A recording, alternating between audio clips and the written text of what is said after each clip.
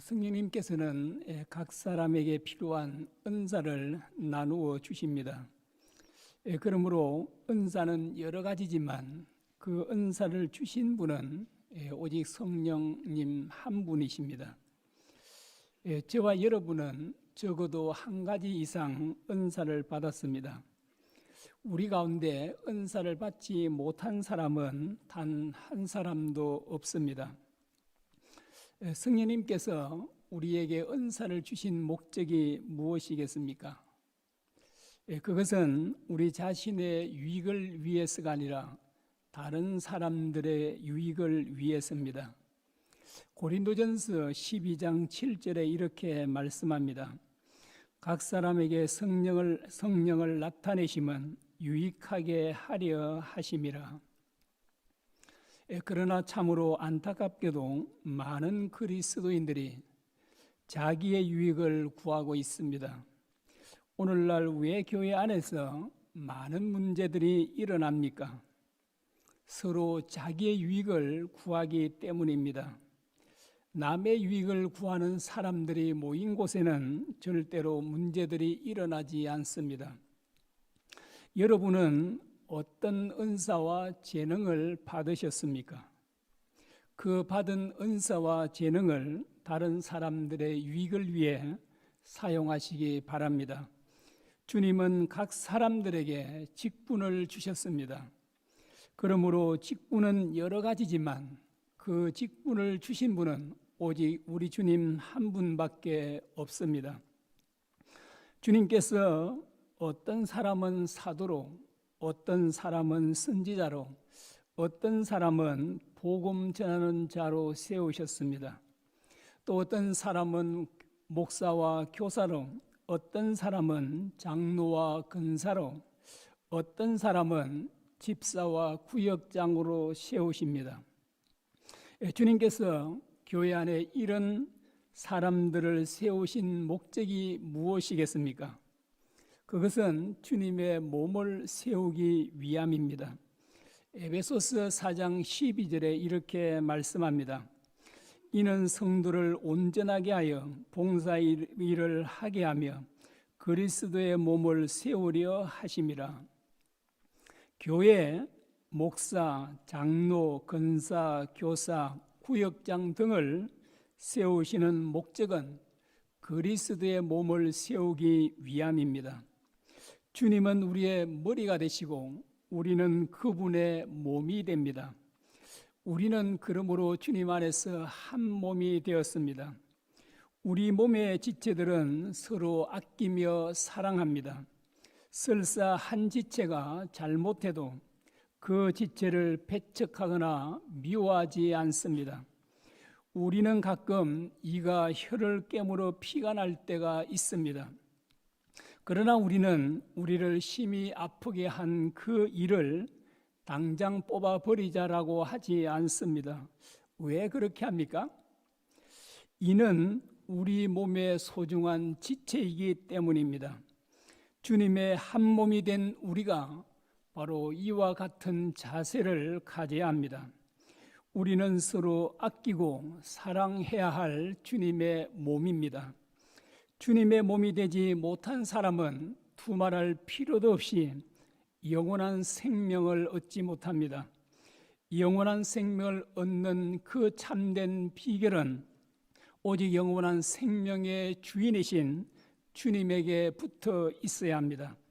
주님은 우리로 하여금 한 몸이 되게 하시려고 자신의 생명을 바치셨습니다. 주님은 우리와 한 몸이 되기 위해 반드시 화목제물이 되셔야 하셨습니다. 왜냐하면 우리가 죄로 인해 하나님과의 관계가 끊어졌기 때문입니다. 주님께서 이 세상에 오신 목적은 우리의 화목제물이 되시기 위함입니다. 그러므로 가장 큰 죄가 있다면 그것은 성도들과의 화목을 깨뜨리는 것입니다. 화목을 깨뜨리는 것은 결국 주님의 죽으심을 완전히 헛되게 하는 것입니다. 오늘날 우리 한국교회 성도들은 이처럼 무서운 죄를 서슴없이 자행하고 있습니다. 교회 안에서 분쟁과 다툼이 일어나면 마치 그리스도인이 아닌 것처럼 행동합니다. 어떤 때는 세상 사람들보다 더 심한 경우도 있습니다. 오늘날 교회 안에서 분쟁과 다툼이 일어나는 가장 큰 원인이 있다면 그것은 직분자를 성경 말씀대로 세우지 않기 때문입니다. 교회 안에서 큰 분쟁과 다툼이 일어나 수많은 성도들에게 큰 상처를 주는 사람들은 일반 평신도들이 아니라 중직자들입니다. 교회 안에서 큰 분쟁과 다툼을 일으키는 첫 번째 사람은 목사님들입니다. 두 번째로 교회 안에서 큰 분쟁과 다툼을 일으키는 사람들은 장로님들입니다. 오늘날 많은 목회자와 그리스도인들이 초대 예루살렘 교회로 돌아가자고 이구동성으로 말합니다. 여러분, 그 이유가 무엇이겠습니까? 초대 예루살렘 교회가 주님의 칭찬받는 모범적인 교회였기 때문입니다. 사도들이 부활하신 주님을 전하자 수많은 유대인들이 개종을 하였습니다. 베드로 사도가 한 번 설교했을 때 무려 3,000명이나 회개하고 주님께 돌아왔습니다. 여기서 말하는 3,000명은 남자 장정만을 말합니다. 여자와 아이들을 모두 합치면 좋기 6,000명은 넘을 것입니다. 나면서부터 안전병이 된 사람을 고친 후 주님을 믿게 된 사람들은 남자만 5,000명이라고 말씀합니다. 여자와 아이들을 합치면 1만 명이 넘을 것입니다. 이제 예루살렘 교회 성도는 15,000명이 넘었습니다. 그 이후로 예루살렘 교회는 폭발적으로 성장하였습니다. 7 안수 집사를 세울 때는 성도가 최소한 2만 명이 넘었을 것입니다. 사도들만으로는 감당할 수 없었기에 안수 집사들을 세운 것입니다. 그들이 주로 했던 일은 구제 사역이었습니다. 예루살렘 교회는 12 사도들과 7 안수 집사로 구성되었습니다. 안수 집사는 오늘날 장로를 말합니다. 침례교는 성경 말씀대로 안수 집사만 세웁니다. 그러나 오늘날 침례 교회들도 장로를 세운다고 들었습니다. 안수 집사를 세울 때 어떤 사람을 세워야 하는가를 오늘 본문에서 말씀하고 있습니다. 3절입니다.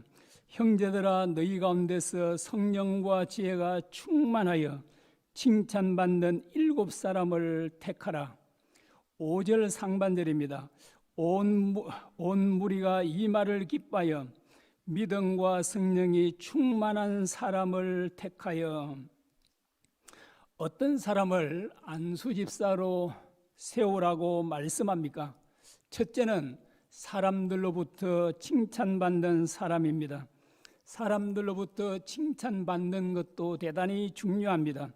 사람들의 비난을 받는 사람을 교회 지도자로 세우면 결국 교회가 욕을 먹게 됩니다.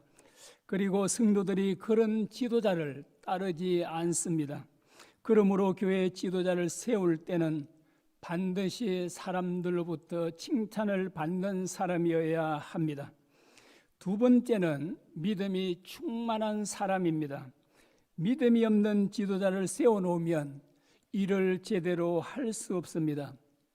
믿음이 없는 사람의 눈에는 대부분이 부정적으로 보입니다. 믿음이 없는 10명의 정탐꾼들의 눈에는 가난 정복이 불가능해 보였습니다. 그러므로 부정적인 말을 할 수밖에 없었습니다. 그러나 그들은 자기들이 말이 맞고 여호수아와 갈렙의 말이 틀렸다고 생각했습니다. 온 이스라엘 백성들도 10명의 정탐꾼들의 말이 옳다고 생각했습니다. 그러나 하나님께서는 12 정탐꾼들의 말이 옳다고 하셨습니다. 왜냐하면 그들의 말은 믿음의 말이었기 때문입니다. 믿음이 없는 사람은 불평과 부정적인 말을 입에 달고 삽니다. 이런 사람은 지도자의 자격이 없습니다. 세 번째는 성령 충만한 사람입니다. 여러분, 어떤 사람이 성령 충만한 사람입니까? 주님을 삶의 주인으로 온전히 모신 사람입니다. 이런 사람들은 자기 뜻대로 살지 않고 언제나 주님의 뜻을 쫓아 삽니다. 철저히 주님께 굴복된 사람입니다. 이런 성령 충만한 사람이 모인 곳에는 절대로 다툼과 분쟁이 일어나지 않습니다. 어떻게 주님께 온전히 굴복한 사람들에게 분쟁과 다툼이 일어날 수 있겠습니까?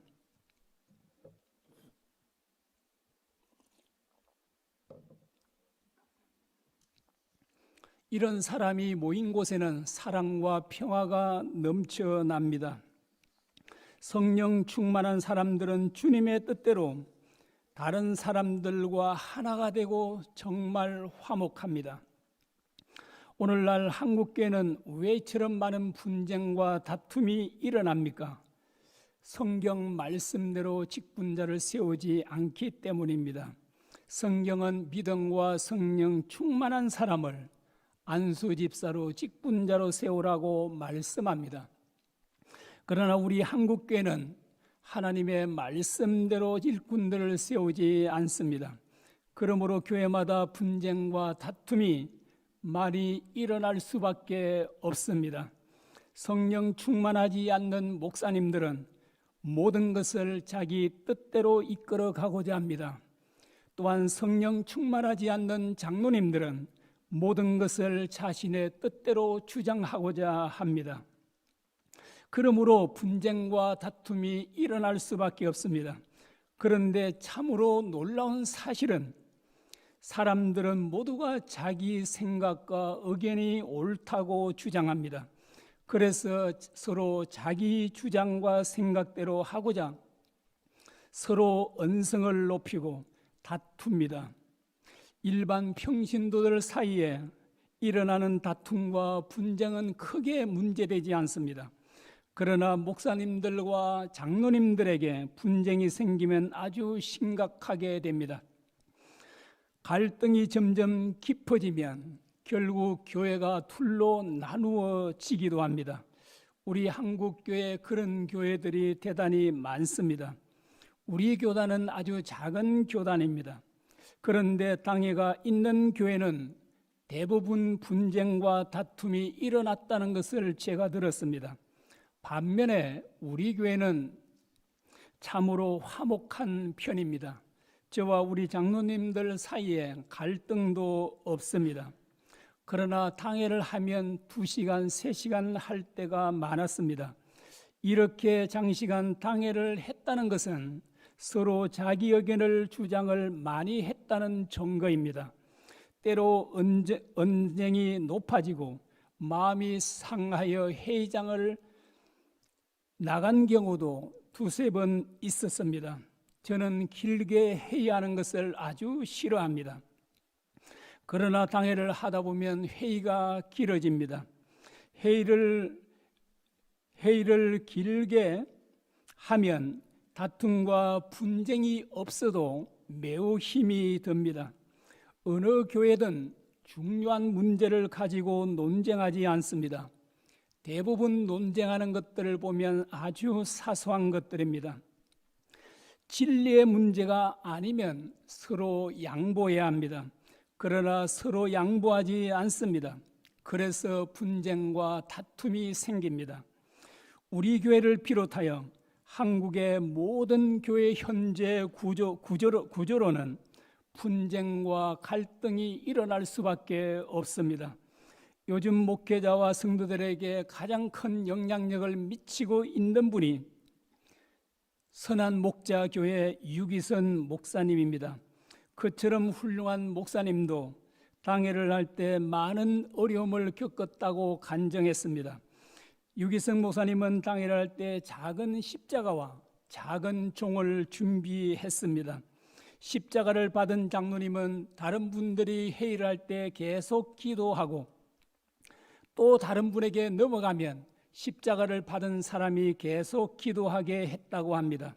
그리고 조금이라도 큰 소리가 나면 누군가 종을 치면 1분 동안 회의를 멈추고 1분 동안 기도한 후에 회의를 했다고 합니다. 그처럼 훌륭한 목사님이 당회를 인도해도 이처럼 어려움을 당했다면 다른 교회들은 어떠하겠습니까? 서울에 있는 모 교회 담임 목사님은 참으로 훌륭한 분입니다. 그리고 그 교회 장로님들도 참으로 훌륭하고 좋은 분들이라고 합니다. 그러나 그분들은 서로 쏘아리를 하고 있다고 합니다. 왜 이처럼 좋은 목사님과 좋은 장로님들에게 이런 갈등이 있습니까? 첫째는 그분들이 성령 충만하지 않기 때문이고, 둘째는 현재 구조 때문입니다. 저도 이것을 여러 번 당회를 하면서 경험했습니다. 똑같은 문제를 당에서 하는 것과 재직해서 하는 것이 다릅니다. 어디서 하는 것이 시간이 적게 걸리겠습니까? 재직회입니다. 어디서 하는 것이 분쟁과 다툼이 적게 일어나겠습니까? 재직회입니다. 당회와 재직회의 큰 차이점이 무엇이겠습니까? 사람이 많고 적음입니다. 몇 사람이 모여 앉아 있으면 말이 많아질 수밖에 없습니다. 말이 많아진다는 것은 자기 생각과 자기 주장을 많이 한다는 증거입니다. 그래서 시간이 오래 걸리고 다툼이 자주 일어나는 것입니다. 저는 우리 교회뿐 아니라 우리 한국 교회가 둘 중에 하나를 선택해야 한다고 생각합니다. 직분자를 성경 말씀대로 성령 충만한 사람을 뽑든지 아니면 현재 구조를 바꿔야 합니다. 가장 좋은 것은 성령 충만한 사람을 직분자로 뽑는 것입니다. 그러나 이것은 현실적으로 불가능합니다. 왜냐하면 이미 세워진 사람들을 다시 뽑을 수 없기 때문입니다. 그러므로 차선책으로 현재 구조를 바꾸는 것입니다. 현재 구조를 바꾸는 것은 그렇게 어렵지 않습니다. 각 교회마다 권사와 부교육자들을 당회원으로 허락하면 되기 때문입니다. 은퇴한 장로님들을 비롯하여 모든 권사님들과 부목사님들로 구성하면 더 좋은 지혜와 다양한 의견들을 모을 수 있을 것입니다. 권사님들과 부목사님들은 담임 목사님과 장로님보다 훨씬 더 실무적인 분들입니다. 그러므로 그분들이 더 합당하고 좋은 의견들을 제시할 수 있습니다. 이렇게 다양한 사람들로 당회를 구성하면 담임 목사님을 비롯하여 누구도 교회 일을 좌지우지하지 못할 것입니다.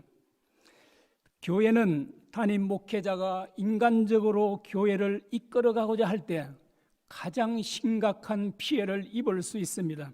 그러므로 담임 목회자도 많은 중직자들로부터 검증을 받아야 합니다. 제가 25년 동안 목회를 해오면서 가장 많이 강조했던 것은 화목입니다. 화목을 깨뜨리는 것보다 더 큰 죄는 없을 것입니다. 화목을 깨는 것은 주님의 죽으심을 헛되게 하는 가장 무서운 죄악입니다. 그러므로 우리는 성령 충만함을 받기를 날마다 기도해야 합니다. 화목을 깨뜨릴 수 있는 또한 이 구조를 속히 바꾸어야 합니다. 저는 우리 교회가 화목함에 있어서 모든 교회들의 모범이 되기를 원합니다. 주님께서 왜 우리에게 은사와 직분을 주셨습니까? 주님의 몸을 세우기 위함입니다. 우리는 주님께서 우리를 화목하기 위해 자신의 목숨까지 바치셨다는 것을 한시도 잊지 말아야 합니다. 오늘 장로와 집사로 세움받은 여러분은 어디를 가든지 어디에서 무엇을 하든지 화목을 이루는 분들이 되기를 바랍니다. 이미 중직자로 세움을 받은 우리도 주님처럼 화목 제물이 되기를 바랍니다. 우리 중직자들이 앞장서서 화목을 이루면 우리 교회는 반드시 화목할 것입니다. 화목한 우리 교회를 주님께서는 참으로 크게 기뻐하실 것입니다. 오늘 장로와 안수 집사로 임직을 받는 분들은 성도님들의 본이 되기를 바랍니다. 예배생활, 기도생활, 헌금생활, 봉사생활, 가정생활, 사회생활에서 본이 되시기를 바랍니다. 이미 장로와 근사와 안수집사로 직분받은 분들도 성도들의 본이 되어야 합니다. 만일 중직자가 예배 자리와 기도의 자리에 자주 빠지면 성도들의 본이 될 수 없습니다. 중직자가 그런 자리에 앉아 있는 것만으로도 성도들의 본이 될 수 있습니다. 중직자들은 봉사하는 일에도 성도들의 본이 되어야 합니다. 중직자들이 앞장서서 열심히 봉사하면 성도들은 자연히 따라서 봉사하게 될 것입니다. 직분자들에게 가장 중요한 일 가운데 하나는 바로 목회자들이 목회를 잘할 수 있도록 적극적으로 돕는 것입니다. 장로님들과 근사님들이 앞장서서 담임 목사님이 소신껏 목회할 수 있도록 적극적으로 돕는다면 우리 교회는 반드시 크게 부흥하게 될 것입니다. 저도 박 목사님이 목회를 잘할 수 있도록 적극적으로 뒤에서 도울 것입니다. 중직을 받은 우리 모두 예배 생활, 기도 생활, 봉사 생활에 성도들의 본이 되십시다. 또한 우리가 앞장서서 박 목사님이 목회를 잘할 수 있도록 적극적으로 도우십시다. 그러면 주님께서 구원받는 사람들을 날마다 우리 교회에 더하실 것입니다. 주님께서 이 시간에 우리에게 이렇게 말씀하십니다. 마태복음 5장 9절입니다. 화평케 하는 자는 복이 있나니 그들이 하나님의 아들이라 일컬음을 받을 것이며. 아멘. 기도하겠습니다. 아버지 하나님, 하나밖에 없는 독생자 아들을 이 땅에 보내주신 것은 우리의 화목 제물이 되시기 위함이었습니다. 아버지 하나님, 우리로 하여금 하나님과 화목하고 사람들과 화목하기 위해 주님께서 십자가를 지셨습니다. 주님의 그 고귀한 희생으로 저희들이 이렇게 구원받아 하나님의 자녀가 되었고 너무나도 고귀한 직분도 받았습니다. 그럼에도 불구하고 우리는 화목을 깨뜨릴 때가 너무나도 많았습니다. 우리의 모든 죄악을 용서해 주시고 아버지, 특별히 우리 한국교회 아버지 모든 교회마다 또 우리 모든 그리스도인들 또한 목회자들을 용서해 주시옵소서. 아버지, 우리가 진정으로 정말 한 몸이 되었다는 사실을 바르게 깨닫는 목회자들과 성도들이 되게 도와 주옵소서. 특별히 우리 중직자들이 이것을 바르게 깨닫고 우리가 어떤 자리에 있든 화목을 깨뜨리는 사람이 아니라 화평케 하는 사람, 평화를 만드는 사람들이 다 되게 도와 주시옵소서. 아버지, 이 시간도 저희들과 함께 하시고 은혜 주심을 감사하며 예수님의 이름으로 기도합나이다. 아멘.